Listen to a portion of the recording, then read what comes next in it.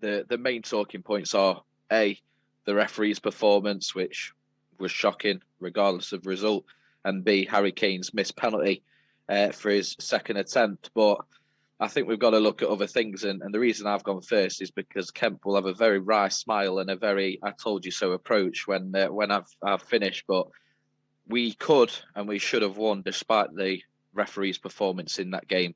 We could and should have gone to extra time despite Harry Kane missing that penalty, but we didn't. We went out 2-1 to a team that, despite being one of the pre-tournament favourites, I don't think on the day were better than us because they weren't. England were the better side overall. I think someone would have to put a very good case forward to argue that.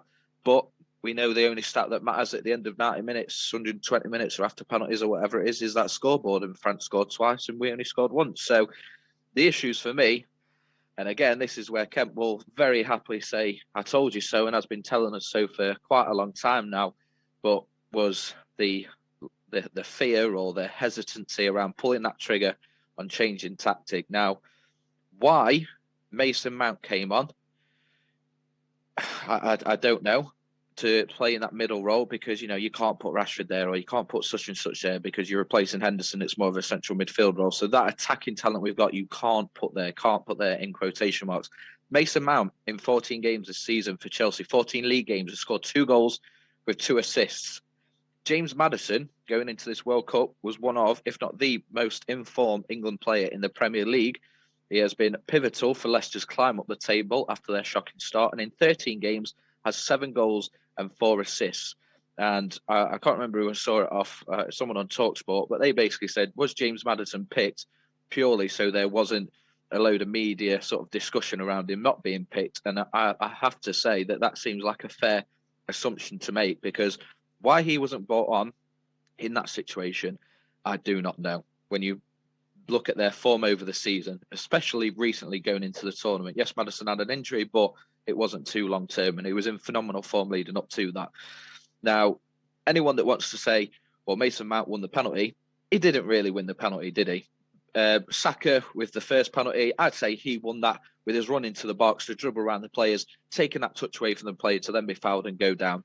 Mason Mount made a run. Well done. He made a run. He'd just come on the pitch. So, he should be the most energetic and fittest bloke on that field at that moment in time.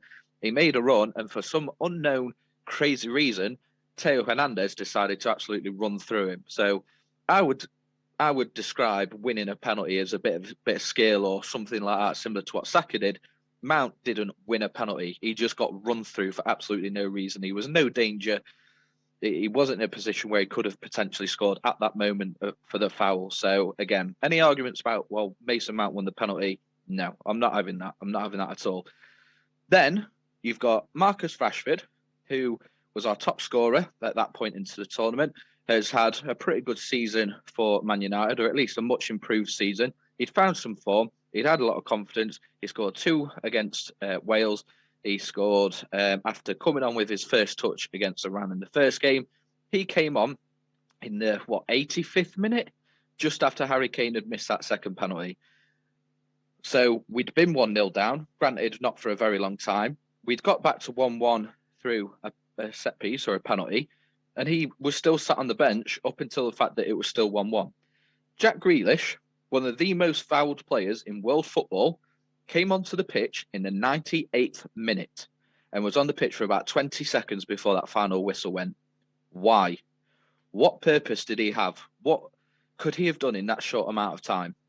I would love someone to come forward and tell me a reasonable argument to explain why our top scorer in the World Cup came on in the 85th minute, and a player who brings fouls upon, he's like a magnet for fouls, is not brought on with reasonable time against a back line and a centre midfield that could not handle our players, who were getting rougher and more desperate because we were gaining momentum, and he came on in the 98th minute.